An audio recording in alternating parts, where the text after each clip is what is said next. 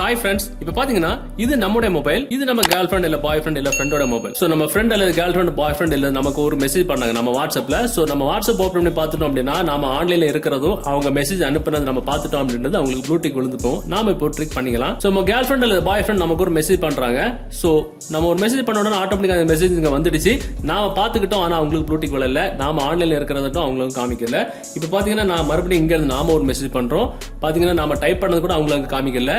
நாம பண்ண மெசேஜ் போயிடுச்சு. நாம ஆன்லைன்ல இருக்கிறோம்ன்றது அவங்களுக்கு காமிக்கவே இல்லை. இந்த மாதிரி நாம வாட்ஸ்அப்ல ஆன்லைன்ல இருந்தாலும் அவங்க மெசேஜ் நம்ம பார்த்தாலும் அவங்களுக்கு ப்ளூடிக் விழாமல நம்ம ஆன்லைன்ல இருக்கோம் அப்படின்னு தெரிஞ்சிக்காம காட்டிக்காம எப்படி நம்ம மெசேஜ் பண்ணிக்கலாம் அப்படின்றது அந்த வீடியோ. சூப்பரான ட்ரிக் இது. வீடியோ நீங்க ஃபுல்லா பாருங்க. பார்த்ததுக்கு அப்புறம் வாட்ஸ்அப் யூஸ் பண்ண எல்லாருக்கும், அதாவது அபிஷியல் வாட்ஸ்அப் பிளே ஸ்டோர்ல இருந்து நீங்க யூஸ் பண்ண வாட்ஸ்அப் யூஸ் பண்ண எல்லாருக்குமே இந்த ட்ரிக் ரொம்பவே யூஸ்ஃபுல்லா இருக்கும். பார்த்ததுக்கு அப்புறம் இந்த தகவல் உங்களுக்கு உபயோகமா இருந்துச்சு அப்படின்னா வீடியோகளோட லைக் பட்டன் ஒரு தட்டிக்கிட்டு பக்கத்தில் விட ஷேர் பட்டன் கிளிக் செஞ்சு உங்களோட வாட்ஸ்அப் குரூப் மற்றும் ஃபேஸ்புக் நண்பர் கூட ஷேர் பண்ணி விட்டுருங்க.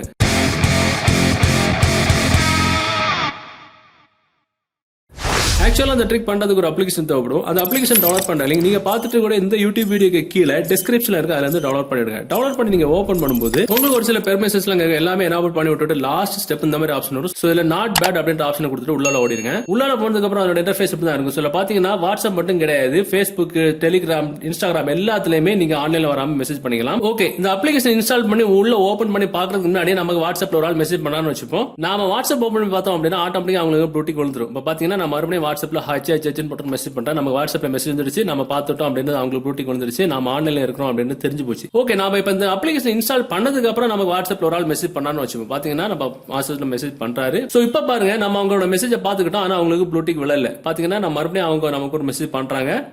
அந்த மெசேஜ் நம்ம இங்க வந்துடுச்சு, நம்ம பார்த்துட்டோம், ப்ளூடிக் விழல. மறுபடியும் மெசேஜ் பண்றாங்க, அந்த மெசேஜ் இங்க வந்துடுச்சு, நம்ம பார்த்துட்டோம், ப்ளூடிக் விழல.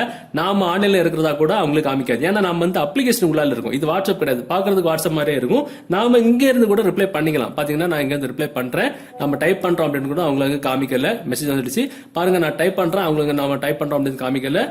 சென்ட் கொடுக்குறேன், மெசேஜ் வந்துடுச்சு. அருமையான ட்ரிக். சோ இதனால நம்ம எனி டைம் ஆன்லைன்ல இருந்து மெசேஜ் பண்ணாலும் ஆப்போசிட் சைடுல உள்ளவங்களுக்கு நம்ம ஆன்லைன்ல இருக்கணும்னு தெரியாது. அவங்க அனுப்புற மெசேஜ் நம்ம பார்த்துட்டோம் அப்படின்னு அவங்களுக்கு ப்ளூடிக் காமிக்காது. அருமையான ஒரு மெத்தட் இது. அபிஷியல் வாட்ஸ்அப், அதாவது பிளே ஸ்டோர்ல இருந்து யூஸ் பண்ண வாட்ஸ்அப் நீங்க யூஸ் பண்றீங்க அப்படின்னா இந்த ட்ரிக் உங்களுக்கு ரொம்பவே யூஸ்ஃபுல்லா இருக்கும். சோ இந்த தகவல் உங்களுக்கு உபயோகமா இருந்துச்சு அப்படின்னா டெஃபினட்டா அந்த வீடியோவை உங்களோட வாட்ஸ்அப் குரூப் மற்றும் ஃபேஸ்புக் நண்பர்கள் கூட ஷேர் பண்ணுங்க. மீண்டும் ஒரு நல்ல தகவலை கண்டிப்பா மீட் பண்ணிக்கலாம். அது வரைக்கும் பை பை.